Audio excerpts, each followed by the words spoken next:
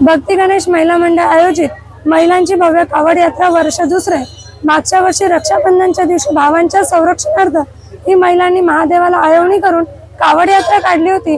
तर या वर्षी आपल्या आई वडिलांचा सांभाळ करण्यासाठी ज्याप्रमाणे गणपतींनी पृथ्वी प्रदक्षिणा केली, त्याप्रमाणे आपणही आपले आई वडील म्हणजे आपलं विश्व आहे, आपलं जग आहे, हा संदेश देत आध्यात्मिक भक्तिभावामध्ये ही कावड यात्रा श्री क्षेत्र कोलवड ते बुलढाणा जुना गाव मंदिर इथपर्यंत ही कावड यात्रा करत आहोत।